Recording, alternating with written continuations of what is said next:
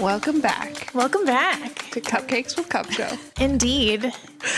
Nice to be here. Yeah. It's July and hot but climate controlled, so nice to be in a sweater. Yeah. This is an environment that I thrive in. Yeah. Today Always in a hoodie or long sleeve for me. Always? I love a hoodie. Okay. I also love a hoodie, but not in 100 degrees. Fair enough. Depends on the season, I think, yeah. Not for me. Okay, sorry. So let's jump into this. What are we talking about today? Resilience. Yeah. And we're joined by Nichole Minice. Welcome to the pod. Thank you. Nichole's a managing director leading our West region. She's our market lead for Protiviti. And do you want to say a few words? I think we'll kind of get into it a little bit, but we'll be talking today kind of about your journey, both of you, kind of the idea of staying the course even through tough times, what it takes to be prepared and adaptable and kind of strong in the face of adversity. So I think this comes, obviously, golf's a mental game, and it comes across at every hole, really, in every tournament, skill and adaptability. And then also kind of, Nichole, in your career of 20 years, kind of starting out and now having such a big role and such responsibility. I think that proves that you're pretty resilient yourself. So excited to kind of jump in. But I guess before we start, cupcakes. And also, Nichole brought us some cupcakes, her favorite, from Sprinkles. Thank you. Yeah. You're welcome. What are we tasting here today? Well, I've been told that this is a carrot one. So we'll see. It looks delicious. I was inspired by a previous episode, so I picked the Funfetti. It's delicious. Yeah. I hope you enjoy it. I'm going to go with the dark chocolate. I've also changed my strategy on the approach here. I've pre-peeled. Jen's challenging me. As I'm continuing here to sit here and peel mine apart.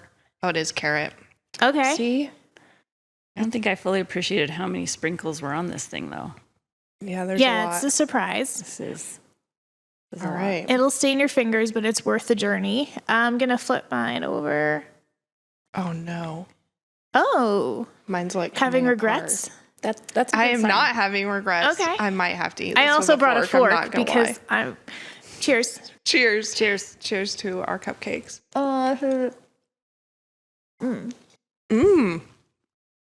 Very delicious, but also... My frosting is incredible. It's very cinnamony. What are you thinking? Excellent choice. Ooh. Okay. All about the carrot. So good. I'm going to use Carrot. my fork. Is that allowed? Yeah. Or is this completely Fork. against the rule? For sure. Go as you wish. This is your journey. We're on it together. I'm all about the mess. That's I'll the do best any part. journey with this cupcake. Fair enough. All right, so let's talk about it a little bit. On the last episode, we talked about the traveling and the journey and kind of our favorite things to do in new places. I did get to go see the Frank Lloyd Wright Spire. Inspirational. Very, very happy I got to see it. I heard that they decorate it for Christmas with an elf. Yep. So maybe we can get a visual of that. Also, we were chatting before about sand dunes and our happy place. Yeah. There's Yeah. I think can we talk about some that? beef we Yeah, have we to can. settle first. We can.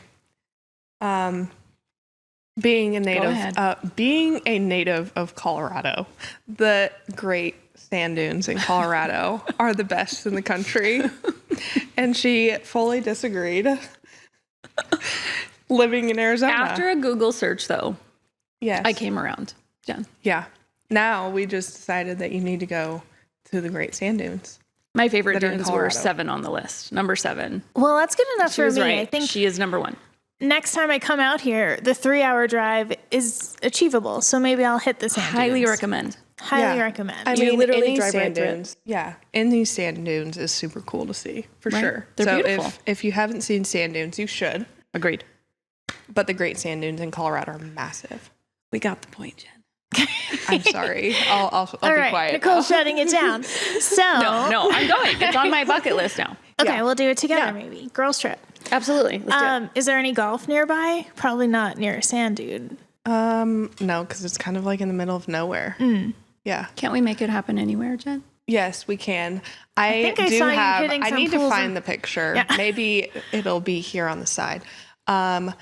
I need to try and find the picture of me hitting a golf ball in the Great Sand Dunes in Colorado. Oh, I need that. yes. Please send that to me. Yeah, Heck that will be yes. cool.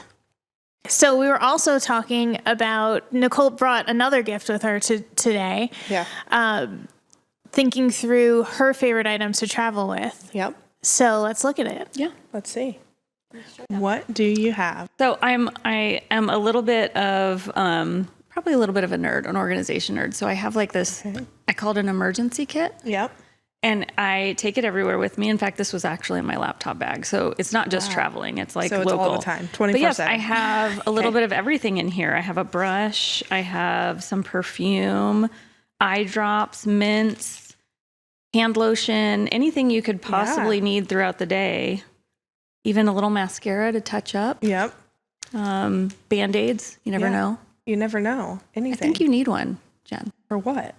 for your For everyday anything. life. A pouch of stuff. Okay. A little okay. emergency Yeah. kit. Yeah. I mean, so this is my favorite travel thing. Yeah, I do feel like I have a lot of the things you mentioned in my backpack that I travel with. Is it in a fun little pouch like this? No, but it's not in a pouch. So I need to add the pouch into it. Yeah. Level up with a pouch. Okay, got it. Yeah. It's all in one spot. Yeah, I like it. Okay. I'm all about travel tips. So Yeah. I like the travel tips you shared. Yeah, the cord organizer kind of goes along with the pouch. Having the cord pouch of every cord you could ever need. Boom. Same concept. Absolutely. Perfect. Now we're going to get a little in our feels. Okay. So it's impossible, obviously, to be at the top of our game all the time, but always pressure in and out of work environments to excel. And sometimes we miss the cut. So how important do you see resilience and perseverance in overcoming your challenges professionally in your career and then also in your personal life? Do you want to start? Oof. I mean, obviously it's hugely important. I think any career or even in your personal life, you're constantly challenged with different situations. I think putting yourself out there adds to those challenges. And I'm a strong believer in you have to put yourself out there to continue to grow, even when it's super uncomfortable. You know, I always joke about like, I'm not super nice to my future self because I sign myself up for things. And then I get there and I'm like, oh, why am I doing this? I'm super nervous. I don't think I'm going to do a really good job. But then I do it and I'm like, that was really rewarding. Yeah. Yes, it was hard. Yes, I was super nervous. I'm not sure how well I did, but it was really rewarding. And so I always try to like put myself in the, not too much because you can't overburden yourself, but I try to put myself in those situations. And I think that alone builds resilience. Yeah, for sure. I think relating it to golf a little bit, this last season, and even into this season, I've been working with a mental coach a lot. And it's really just like being present and like embracing all of the hardships that come with it, even if your heart rate is rising or you're just uncomfortable in a situation. Like our body wants to get us out of it as quickly as possible, but it's really just like getting used to it and embracing that feel is one thing that my mental coach is huge on. And it's super important on the golf course because there's all kinds of shots that I'm not comfortable with, or even just the pressure of a high pressure situation trying to win a tournament. Like you get in those feels. So being able to just embrace it is so important. Dear Diary, I feel like this podcast is my thing right now where you're talking about kind of putting yourself out there and stretching. So are there exercises that you do when your heart rate's rising or when you're kind of feeling a little ramped up, like to calm yourself and focus and level? Yeah, I think like a little bit of breathing definitely helps to get the heart rate down. But I think just like the main thing that's really worked for me is kind of talking through a situation. Like, okay, what am I wanting to get out of this situation? Like, why is my heart rate so high? And so once I have the answer to that, like, because I want to win this tournament, well, is being anxious about it gonna help me win this tournament? No. The answer is obviously always no. Like, being anxious about it isn't gonna help. So I kind of just like have a conversation with myself, and then I'm like, okay, so how would I do this without the anxiety of it? Like, how would I do it in practice when I'm comfortable? And like, okay, let's do it that way then, instead of like wanting to get out of it as quickly as possible. Yeah. Or letting yourself spin or, you know, make it worse. Exactly. Good tips. I think a certain amount of nerves, almost, you have to be a little nervous. Otherwise, did you prep enough? Do you want it enough? Yeah. To some degree, right? Do you feel that way too? 100%. I think like my coach always says, or my caddy always says, like, if you aren't nervous, like, do you really care? It's kind of like a, why are you doing it if you're not nervous kind of thing? Yeah. Obviously nerves are, it's not like whether or not you care 100% of the time. Sure. But yeah, like it just, it puts you in the situation like, I care about this so much. That's why I'm nervous. Yeah, exactly. Yeah. I recently heard a little tip. I follow this like presentation expert and motivational speaker. And one of the things he said is when you're like really nervous and you're worried about like the shaky voice, and this is aimed towards like presentations or doing your press conferences or stuff, says if you're feeling it's that adrenaline rush, and he's like, what you can do is it's movement, like shake it out, walk back and forth, pace a little bit. Sometimes that's not possible if you're like have a camera on you or whatever. But I was like, I'm going to try that next time I go up for a big presentation. Yeah. Like in the sidelines, just shake it out, get its energy built up, right? For sure, for sure. And get it all out, and then you'll smooth out a little bit. So I'm going to try it next time. So maybe you can. Yeah, I like that. Yeah. I definitely agree. I think having a really hard workout before an important meeting or something definitely helps me kind of find my clarity and my focus and my drive for sure. For sure. Yeah. We kind of got into this conversation and we didn't really even find out your journey here. So tell us a little bit about kind of your experience and your career development and kind of how you got to this point. Yeah. So I started with one of the big 5 accounting firms right out of school as an accounting major. That was just what you did when I was graduating. And I was there probably for like a year and a half when we had to make a big change, which would be to Protiviti. So I joined Protiviti at its inception. I was only a year and a half into my actual career, so it was really nerve-wracking. I think I was at the right stage of my life and career where I was a little naive to some degree, which probably helped me because I wasn't overly stressed out about the change. But I was surrounded by really great people, and the leader who I was aligned with at the time, I just had full faith in. And so I just kind of blind faith and said, we're going to give this a shot and see how this works out. And I just jumped in, and obviously it worked out really well for me. Yeah. So I've been with Protiviti since inception, and we just celebrated our 22 years this year. Moving on to 23 here shortly. Yeah. Awesome. And coming from basically your first job, now working into this role, former ETAC member, now leading the West region, I'm sure there have to be curves and bumps along the way. Oh my gosh, yeah. Can you talk about that? Oh yeah. I don't even know where to start there. It was, the challenge definitely started early in Protiviti years, right? Because we were a brand new firm. We did have a few clients that stuck with us, and we had them early on, but for the most part, we were building from scratch.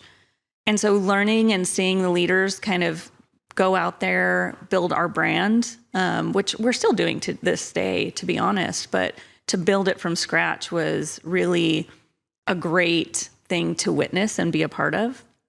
As I grew in my career and started taking on leadership roles and working with other clients, it was, I was always that person that was like, oh man, this is good. Like I could stop at like senior manager or associate director or different levels, and I'm good. Like this is great. But then I would get the opportunity to go to that next level, and I would start getting comfortable with it. And I'm like, okay, I think I'm ready. Let's do it. And then I would dive in. And I'm like, oh my gosh, what did I get myself into?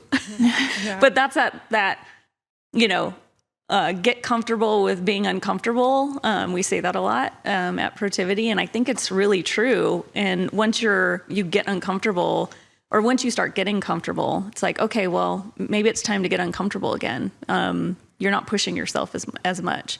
And so I think that's what led me as I continued to grow in my career. And again, surrounded by amazing people and amazing leaders who coached and guided me, and honestly were the ones that said, you're ready for this. We want you to do more because you're ready. Because honestly, I don't know that I would have told you I was ready. I would have been like, oh no, I couldn't possibly. I should probably keep doing this for a little longer. Like they had faith in me. They gave me the confidence to do the next thing. And then I did it. And I'm like, oh, wait, they were right. I did it. Yeah, that's awesome. For sure. Yeah.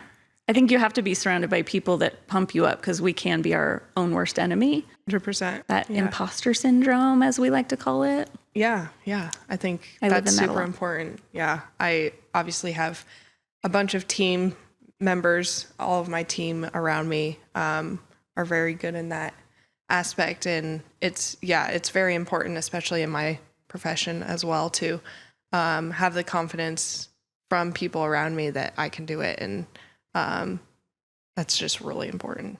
So we talked about love languages, and mine might be, what is it? Recognition. Words of affirmation. Yep. And I really firmly believe in like giving the flowers while people can still smell them. Mm-hmm. So who are the people you want to give your flowers to? Oh. Don't cry. Don't cut it. No, I think like my parents and my brother are such have been such big people in my career. Growing up with them, my brother obviously always pushed me along. He was always alongside me when we were playing and competing against each other.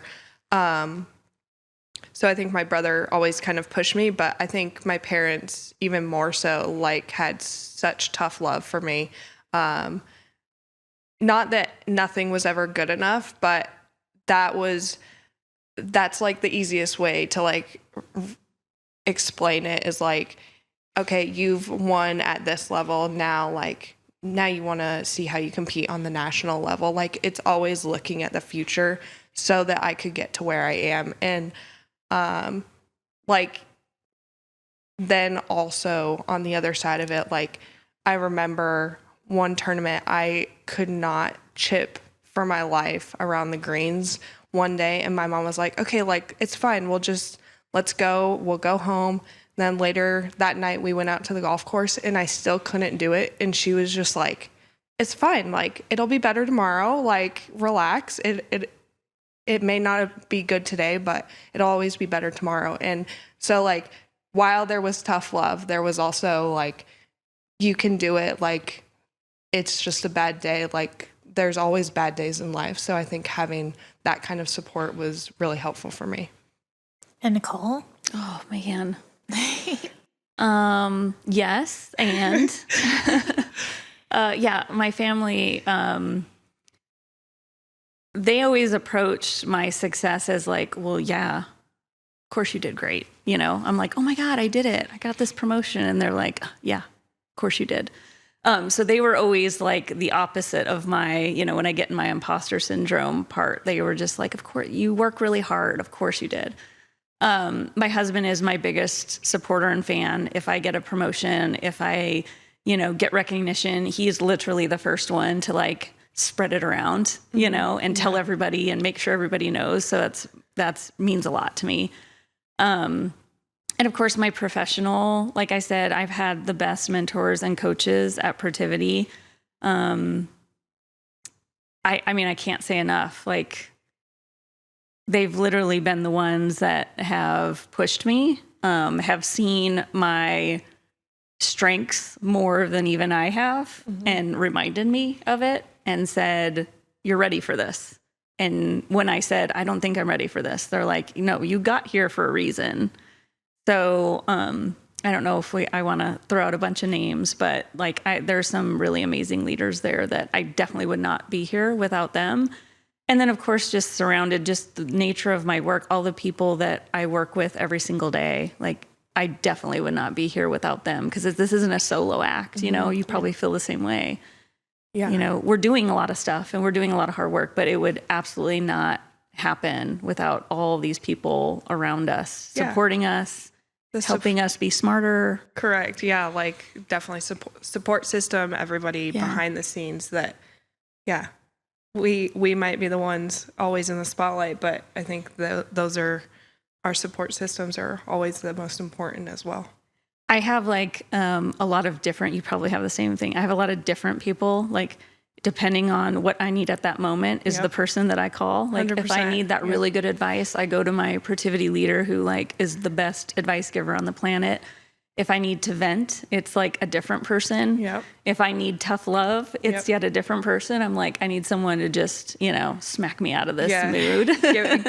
give me what I need. Exactly. Give it to me straight. Yeah. Don't be nice to me right now. 100%. Yeah. I have all those people for sure as well. Yeah.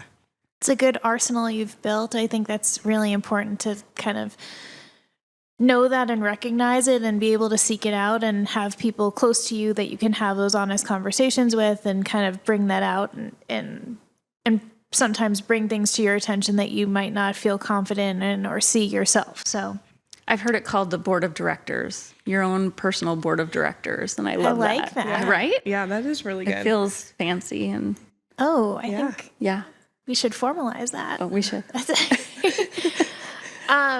So I think in any type of career and even personal responsibilities, there's a lot of pressure to perform, and that can be really intense. So how do you balance to avoid the burnout? Go to my happy place, the dunes, Jen. The dunes. Yeah. You're going to your respective dunes. Yeah, seriously. No, I think it's just like kind of like we've talked about in previous episodes, a lot of time management, giving what I need to the profession or to whatever I need to be doing and being focused on it for however long so I can get it done and be ready to move forward. But then also having that me time later in the day, or whether that's in the morning or afternoon, like making sure I have the me time for myself. So I have a question about the media. And I've seen rounds, usually I've seen you do press after rounds where you're playing really well. And then you get on the podium. Is that what you call? Okay. And it feels like the media wants to say, well, you really flubbed on this, or, really negative, or just calling out the mistakes or the errors. And there was one particular event that I saw last summer that you kind of said, well, all in, I hit 15 greens. Like, I had a pretty good round. Yeah. So how do you find that balance when, at such a big stage and having all these followers and fans and having the press kind of spotlighting some of these hard points? Yeah, I think it's actually like kind of goes back to my parents and their tough love. Specifically my mom, still does it to this day. It'll be like, I'll have like a double or something in the middle of the round, but like I finished out strong. So like, it's like, I'm looking at it positively, and then she'll like ask me like, oh, what happened on the double? I'm like, well, this happened. Like I hit this amazing shot. Like, so I don't know, like just like my whole life. Like my whole life I've kind of had that to where it's like I have mentally figured out how to just turn something to positive. Like I appreciate your criticism. Like, I understand where you're coming from. Like, this is what happened, but I did this to recover. And so, like, when media asks me something, like, I'm just very good about changing it to positive, because that's really important for me. Like, if I have too much negative, it's just, like, too much negative in anybody's life is just going to be detrimental to whatever you're doing. So I've just always learned to turn it to positive. I think that's such a valuable skill and something that I wish that I learned a lot sooner. Nichole, are there any new hobbies and things that you've picked up as you're kind of evolving yourself and your career and kind of bringing on new skill sets? Maybe golf. And why? Well, it is golf, actually. So I found a friend of mine introduced me to, because I feel like golf is like a professional language to some degree, right? That's where networking happens. There's a lot of conversation around it. And I didn't grow up around it. So I'm like, I need to dabble and see what this is all about and see if it's something that I can do and be a part of, again, just a hobby. And so I found a place that does women's networking around golf, and it is fantastic. There's a couple different organizations that do it now here locally, but you basically sign up for this networking event and you let them know ahead of time, are you a beginner? Are you, novice, middle ground, or are you, experienced? And if you're new, which was me, they would put you on the driving range and they would just have a coach kind of walking back and forth amongst the new folks and giving you tips. And then the, more intermediate folks would just do a couple holes and again, have a coach to kind of help them. And then the experienced folks would do 8 holes or something. And then you would end at the end and there'd be like a happy hour and you just get to network with all these different women. And it was really fun, Jen. I had a really good time. Not that I want to hang with you anytime soon. I'll drive your car, maybe. Sure. She's a passenger princess. But yeah, I think what drove me there is it was just a big conversation that I heard about in the work circle, right? And at the office. And I like the idea of networking and being in that environment and also doing something that's fun, right? You enjoy it at the same time. It's not necessarily work.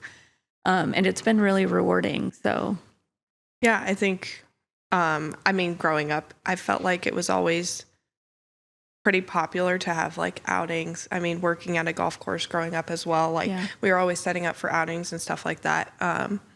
But yeah, I think even since COVID, it's even just exploded even more with people wanting to be around golf. It's become such a great networking sport because there's so much time between shots or just so much time in a round that, it's just a great way to network. And I'm glad more people are enjoying it. There's a lot of camaraderie to it, which, sure. Maybe it shouldn't have surprised me, but doing it, I'm like, you bond with the folks that you're with, for a big portion of your day, And so you become bonded to these folks and build these connections that I don't think you otherwise would in a different setting. I agree.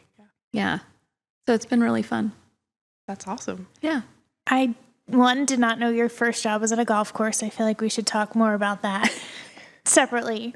But being at some of these activations with Jen and kind of interfacing with our clients, I've generally seen more men than women that are showing up in these spaces. What would you say, Jen, to a woman in business who's, any person listening, starting golf and getting into the game?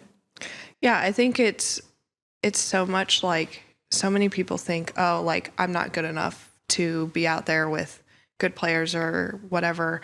But I think it's that's not true at all. I think it's more so just the attitude and the energy that you bring with it. It doesn't really matter your skill set. Golf is, you can I mean, that's why there's different tees. That's why you can, like, there's so many different ways that you can play to your ability level. There's so many different ability levels that it's truly just about like what you bring to it. Like, instead of being so worried about, oh, I'm not good enough, just come into it with an open mind and, oh, how can I meet these people? What do I want these people to think about me after this? That's not related to golf. Like, golf is just something you're doing while you're bonding. Like, what are you actually going to do to bond during it? It can be intimidating. Yeah. To like for sure. jump in for sure. Which is why I think I liked the networking event, because you were able to dabble. Yeah. Because it can be a little intimidating. Because, I mean, I'm also the type of person that I'll get in my own head and, like, what if I break the rules? Will they, will I get in trouble or make a, taboo move on the course, that type of thing. So I think that kind of is a barrier to some folks, maybe even more women than men, that they don't want to, like, jump in. Yeah. Because they're worried about all the other things that are surrounding it. Yeah. I could definitely see that. I just feel like, for me personally, like, anytime we're playing in a pro-am and we have beginners with us, like, I'm never judging anybody on what they're doing. I'm just like, my thought is like, oh, this person's amazing. Like, she's so nice. She is doing this with her life. Like, I'm getting to know her or whoever as a person. And versus, like, I understand the thought of, like, oh, I don't want her to judge me. Yeah. But, like, because that's just what our entire world is being self-conscious about what people think. But I think it's really just about who you are as a person is so much more important than that.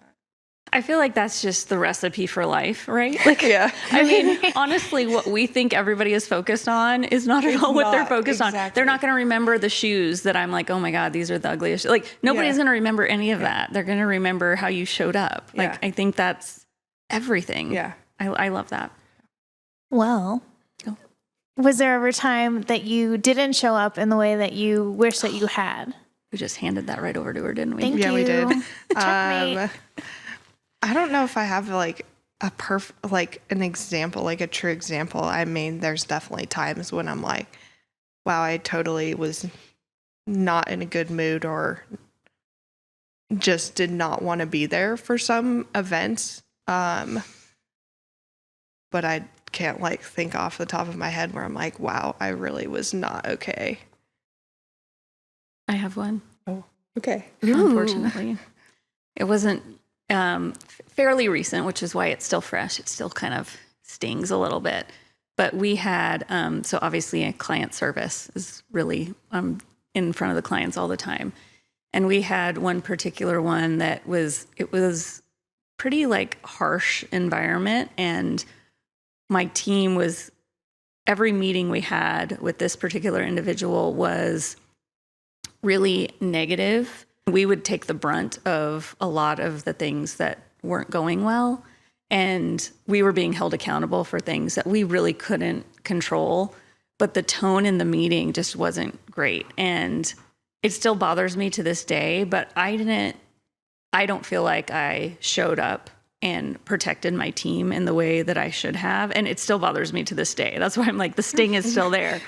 Because I probably should have stepped in more and said, whoa, like, we need to have professional courtesy. We need to have respect. Like, regardless of whether we did something wrong or not, we need to have a mutual respect for, you can tell us we did something wrong without yelling and using profanities and being, there's a better way to do it. Yeah. And I didn't. And it's still like, I still beat myself up over that, but it's a lesson, right? And I'm like, okay, what am I going to do next time in this particular environment? I have to just step in and say, this isn't okay. This is not how you treat anybody in a professional or personal situation.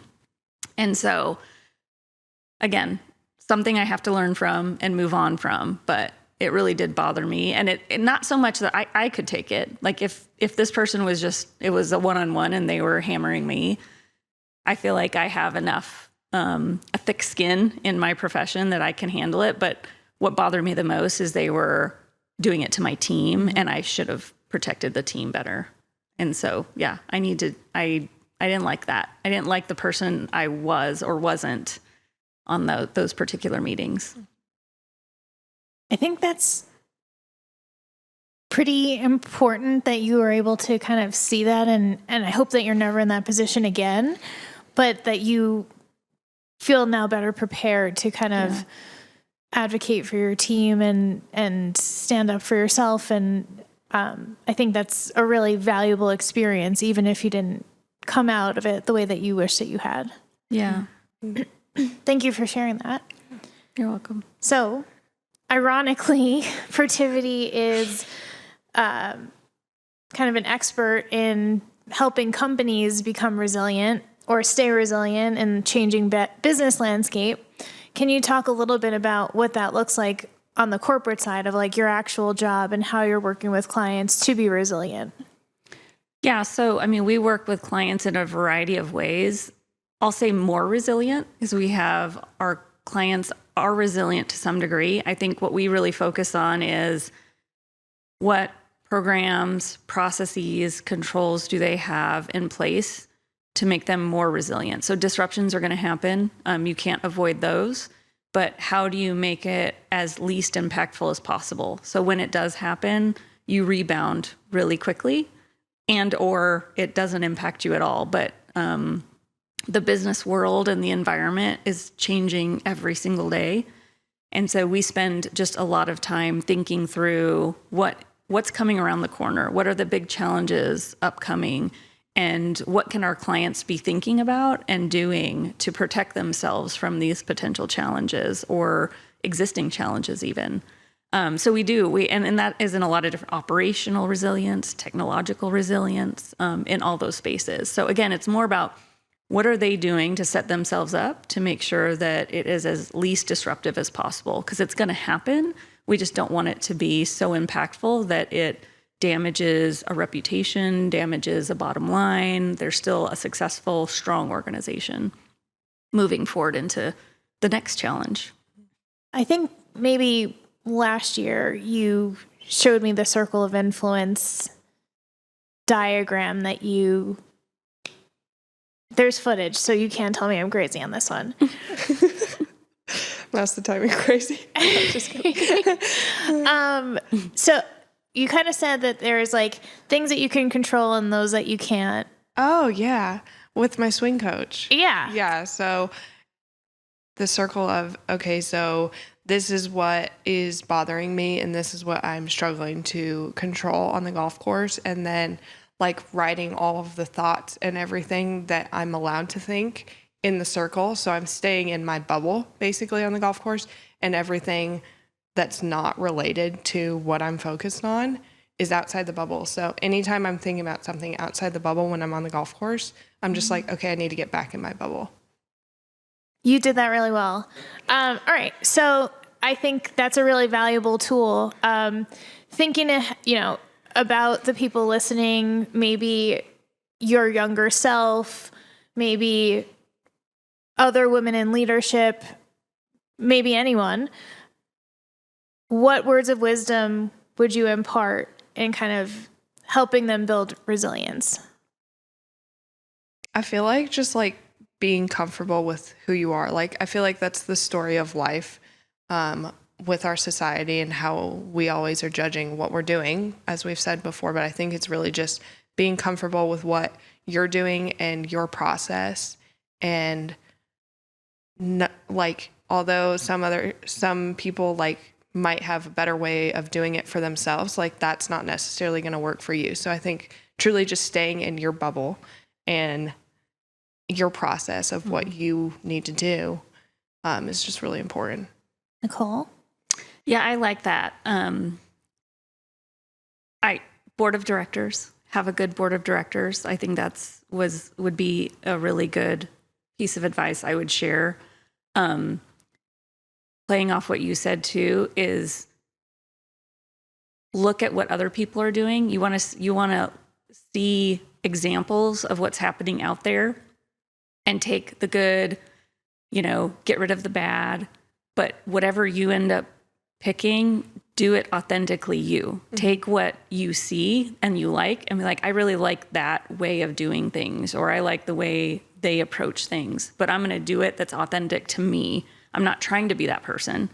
I'm just using that person as a model for some of the things that I want to be doing going forward. So always, whatever you do, you have to be authentically you and make it personal. Yeah, I like that. And be confident in that. Owning your Destiny. way, your destiny. That's great. Own your own destiny. Excellent.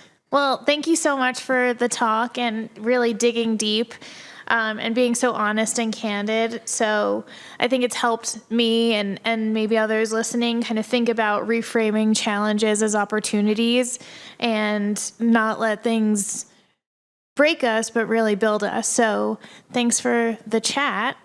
Yeah. And we look forward to more of these. Thanks for having me. It was Thanks fun. for coming. Yeah. Thanks for the cupcakes. Yeah, they were amazing. Let me know if you need more. Yeah, thank you. Never enough. Yeah. So Yeah. find us on YouTube. Find us on YouTube. Follow us on Instagram, Cupcakes with Kupcho. Come back for our last episode. Last one, best one. And tell us how you are staying resilient, or ways that maybe tips and tricks that we can be more resilient. Yeah, Always learning. I love it. We need more. Thank you so much. Have a great one. See ya.